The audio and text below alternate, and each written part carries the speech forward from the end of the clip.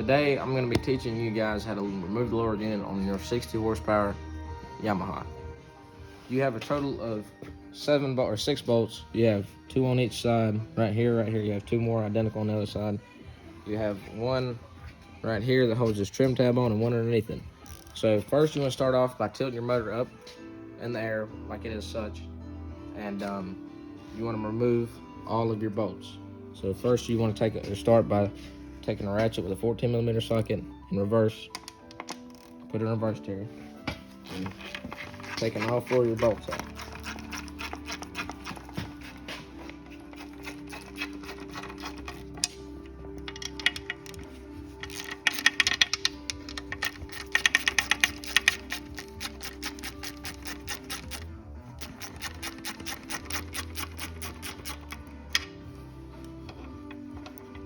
I like to leave 1 in it, that way whenever you get all your bolts out, like all your bolts loose, it can't fall off into the ground or damage anything.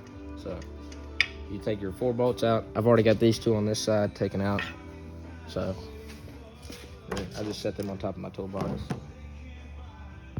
So you're going to need a total of 3 tools to take off the lower unit of your 60 horsepower Yamaha today. The first would be an electric ratcheting impact with a 3-inch extension with a 12mm socket on it. I like to use a quarter-inch drive ratchet with a 14mm socket or a 14mm wrench. So next you want to remove this little rubber piece that goes above in this hole right here. This is to access your trim tab. You can take your 12mm on your 3-inch extension, put it in reverse, Terry. Just stick it down in there. You have your trim tab off now. The bolt does not come out of it. You take all your parts, lay them in one area, or put them in a bucket. Then you have a 12mm right there. Let me get my doctor light out. See the 12mm? So you're gonna take your 3-inch extension with your 12mm, let her eat, Terry. Put it on there.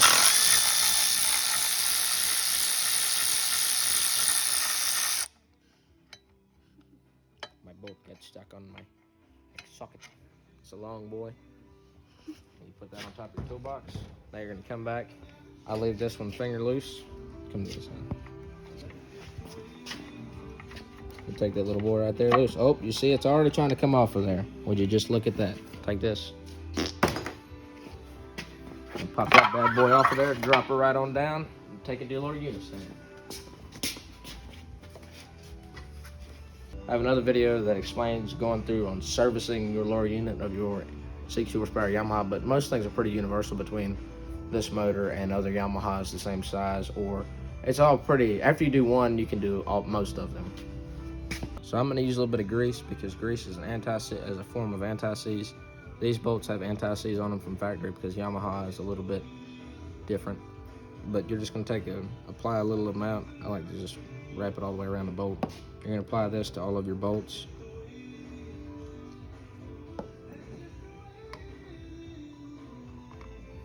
There's that one boy I yeeted. So this right here is why you put your bolts in a bucket. Right there. Just apply a little bit of grease on all of your bolts. Then I like to go ahead and either grease my trim tab. That would be your 6th bolt. But I like to just take a little bit of grease down in my trim tab hole, just, fill her up. Take her finger, or take a rag, wipe the finger off. Then you want to come over here and make sure that you have the 2 components greased.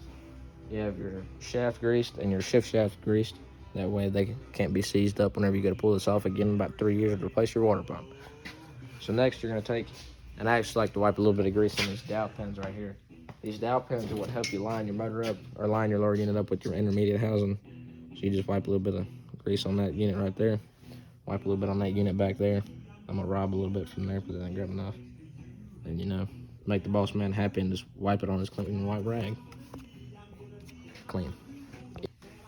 So next what you're gonna do is you're gonna make sure that your lower unit's in neutral and your motor's in neutral. I know my motor's in neutral.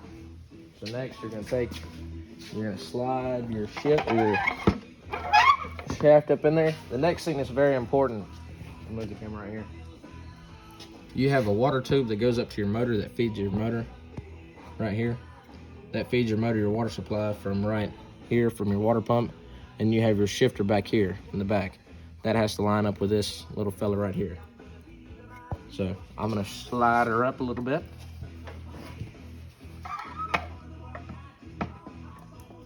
And then you want to make sure you line up your shifter and to make sure your water shaft is, or water tube is lined up. Might have to twist it a little bit. You might actually have to spin your flywheel when you got to put it on, for the fact of lining up your drive shaft and to the bottom of your motor. But as you can see, I don't have one of those. Mine ka-chowed itself. So assistant, can you grab me one of my bolts?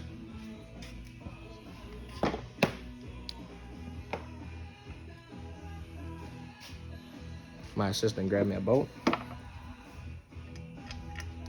You're gonna stick your bolt up in there. As you can see, I don't have the back of a boat to store my tools and bolts on, so see, next I just GTA'd this ratchet out of my pocket. So you're gonna take it and you're gonna put it on there and you're gonna spin that boy. Oh, it spun itself off. Hey, stop being like that. Go on there and stay on there, you weenie.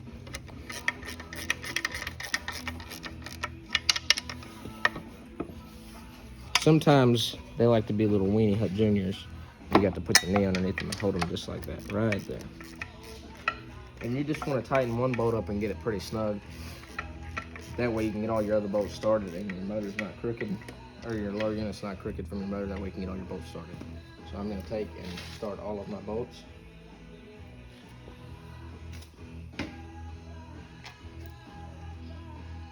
Put your 4 main ones back in each side. You can chow them boys in.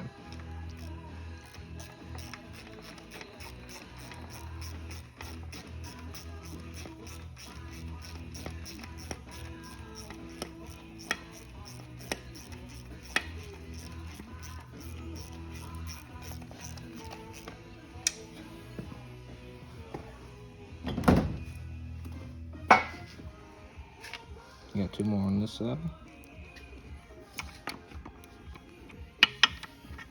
Got to go in a little bit more so I can get my ratchet on.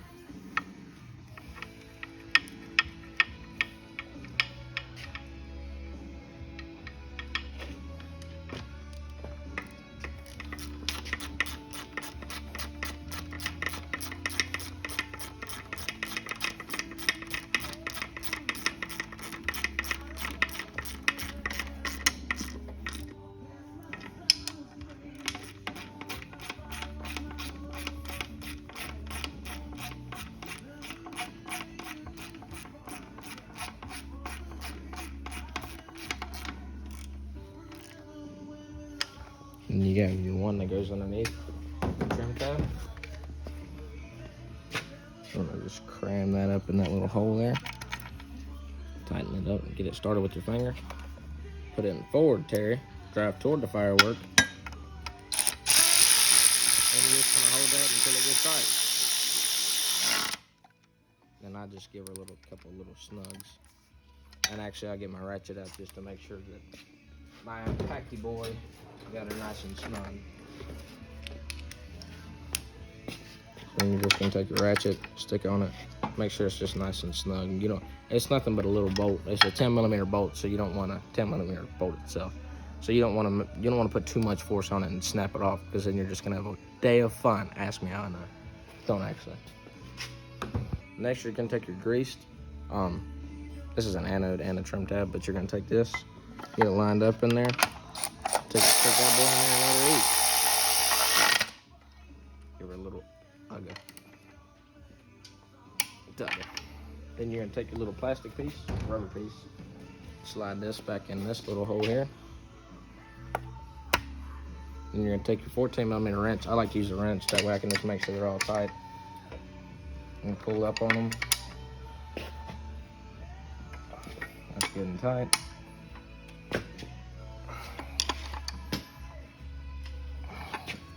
You come over to the other side, and this side you'll be pushing down.